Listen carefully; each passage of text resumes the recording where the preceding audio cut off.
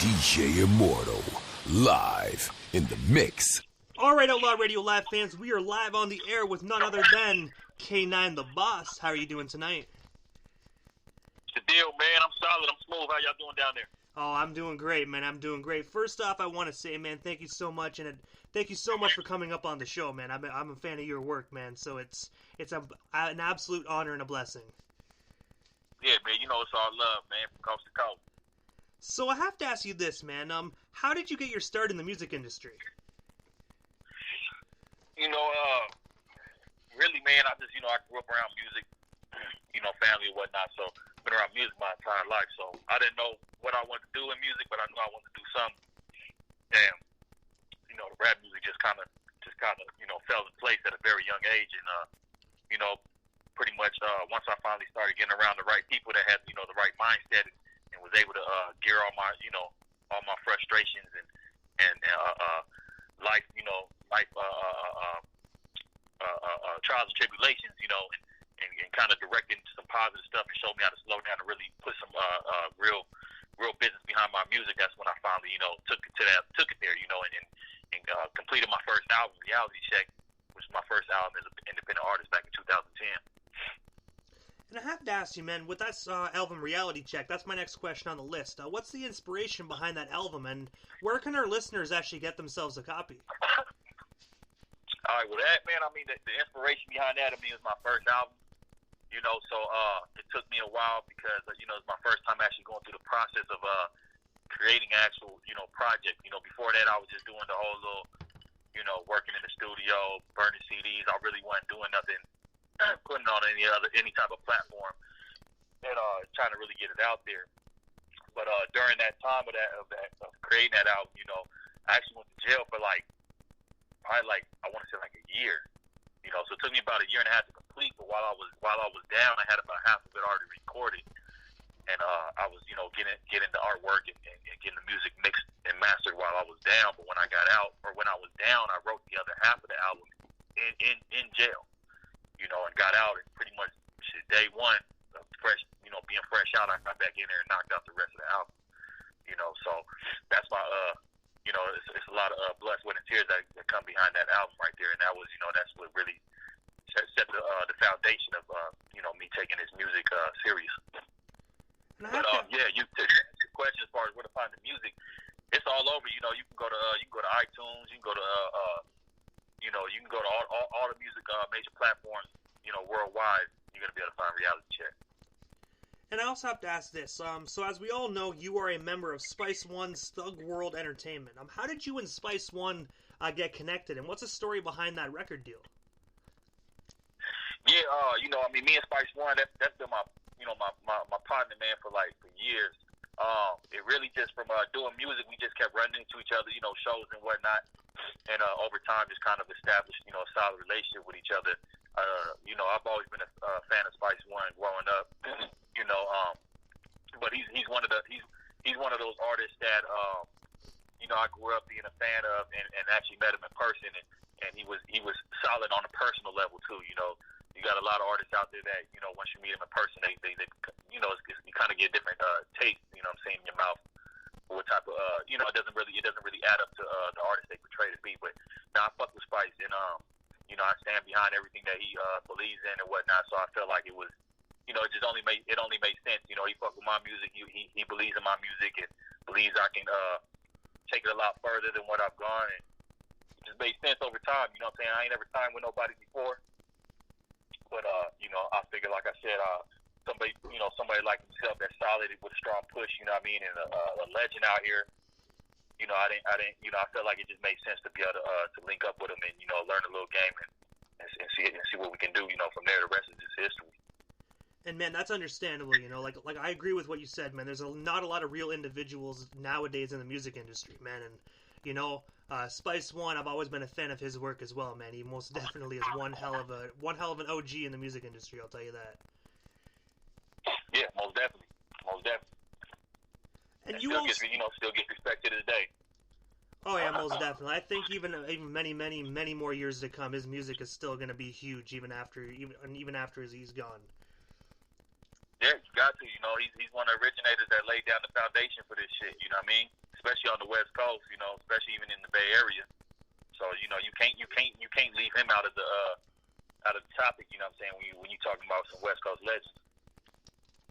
And speaking, you know, of a legend and a very talented individual, you did a song with J.O. Felony, now known as James Savage, called Try Me. I have to ask you, how did you and J.O. Felony get connected?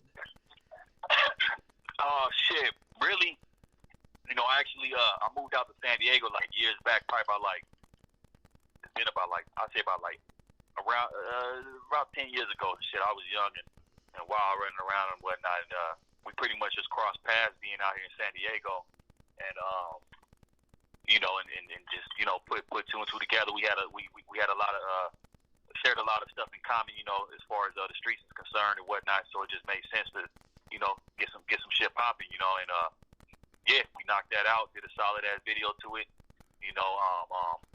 I first made the feature at the time, so then it had a huge growth to get people taking it a little more serious.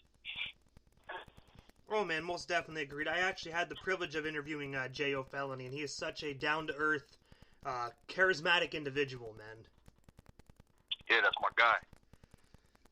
So your mixtape Cruise Control was presented by DJ King Assassin. I have to ask you, what was it like working with him, and where can our listeners actually listen to that mixtape if it's still available on the internet?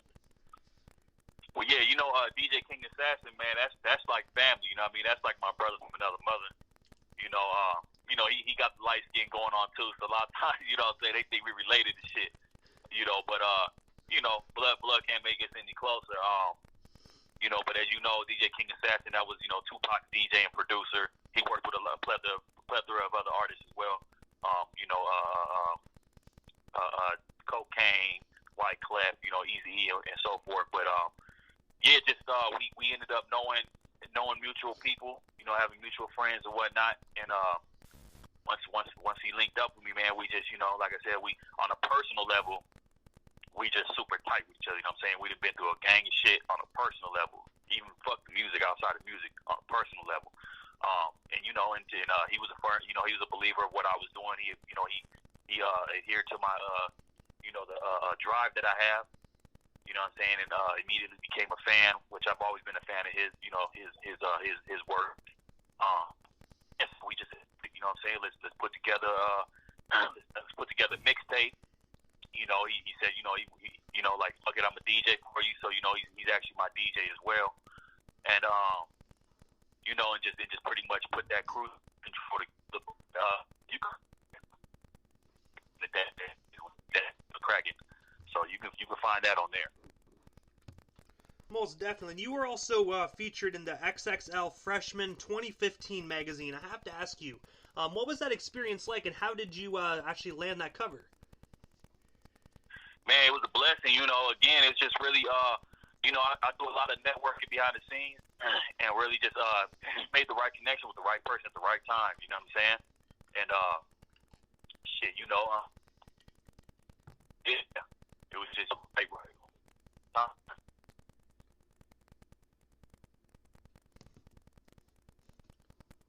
You still there, K9? Yeah, you still there? Okay, yeah, perfect. Okay, sorry about that. So also your single, was on the set was a huge success in 2014. I have to ask you, what's the inspiration behind that song? On the set, really, at the time before that came out, I felt like I didn't really have a solid song for that was represented from the section that I come up out of. You know, so I felt like it was very necessary to get the community involved, get my homies involved, you know, get people involved in my area to show what we got going on my side of town. So, you know, that's pretty much what drove that. You know, I was like, fuck it, I'm gonna take it to the streets. I'm gonna let these niggas know what's going on in my parts of town. Let them get a little glimpse of it. You know, because again, this is before anybody really knew, you know, anything about that. You know what I'm saying, as far as relating it to me. So that was very important to me at the time, and you know, it ended up being a huge success. You know, that definitely that song right there played a huge role in growing my fan base. And also, last month, you dropped a new video for a song that you did with X-Rated. I have to ask you, where can our listeners buy that single, and how did you and X-Rated get connected, and what was it like working with him? Shit, man, you know, X-Rated, man, that's good peoples too. You know, we actually ended up originally meeting on Instagram. You know what I'm saying? Because I was a huge fan. I was a huge X-Rated fan growing up. And along with Brother Lynch was actually my favorite rapper growing up. So when he first got out of prison, it was really as easy as just a follow. You feel me? But it was at the very beginning of his Instagram, and without knowing, you know what I'm saying, he actually, you know, he followed me back, and he actually did his own research on my music. And eventually we just you know, I reached out to him like, you know, I got a song for you. Let's knock some shit out. He was like, fuck it, say let's do it. And from there, man, it's just, you know, it's been you know, family ties. You know what I'm saying? We met up, done a gang of shows together, sat down and had some solid conversations, you know, outside of music. And I just fuck with his whole get down. You know what I'm saying? Where his mind is at now, where he's trying to take things. And you know, he's a solid dude, man. He's like, you know, he definitely got that brotherly love from me. He's like a big bro. You know what I'm saying? So, but yeah, you know, and we got more shit on the way too. We got way more shit on the way too. But they can find the song, and it's a video too called Lil Bitch. But it's Lilbihh. I mean Lilbihh. But that stands for Lil Bitch. And like I said, the video, you can get it. It's all over YouTube. The song you can get on Spotify. You can get it on Amazon, iTunes. You know, all the major platforms. That shit's circulating, you know, all over the web. And also, I saw on Instagram as well that you have another new song out called Nothing featuring Mozzie and Frost Forever.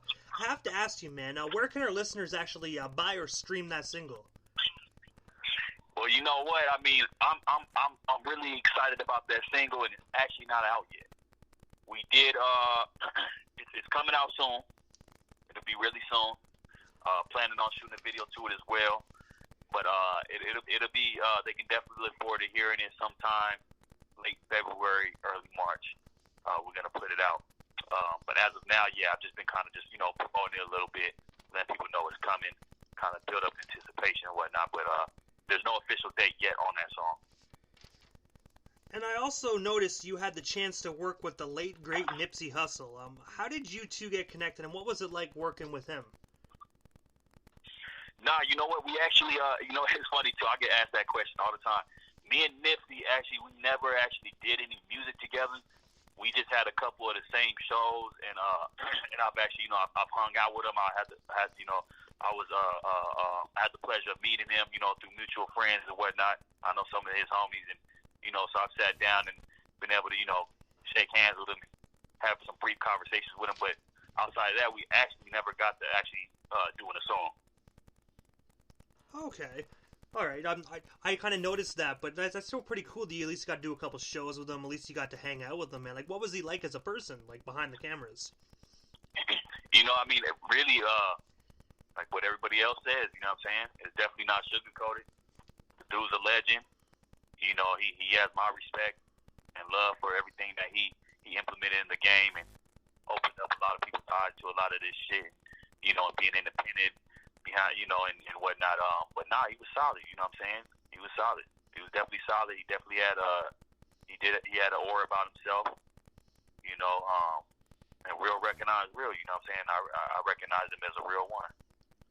Oh yeah, most of that. When you look at Nipsey, he looks like a guy that's very talented, very nice guy, but also the kind of guy that you really don't want to tick off. You know what I mean? Stay on his good side. That's what I get from like looking at him. Right. Yeah, you know, I mean, everybody got two sides of it, you know, and somebody that really come from the streets and ain't new to this, ain't trying to make it seem cool as a trend on Instagram or no shit like that. We come off as the nicest guys, you know what I'm saying? At the same time, this is like got a whole other side to him, you know, and he's definitely one of those guys. And also, you have another new single that's coming soon called Champion. I have to ask you, when can our listeners expect that single, and what's the inspiration behind it? That song actually just dropped a couple weeks ago. There's a video as well. It's all on all platforms. That all these latest singles, these have also been released under Thug World Music, which is Spice One's label. And the inspiration behind that really is just, to keep fighting through the struggle. You know what I'm saying? Whatever that struggle is, mine is music. As far as I've never given up. You know what I'm saying? Like going back on Nipsey, like he said, you know what I'm saying? He went through every emotion in this shit. Same here, you know what I mean? I've been gone through every emotion, you feel me? And to me, that's a real champion, someone that fought through all that shit and still came up out of it, you know what I'm saying, on top.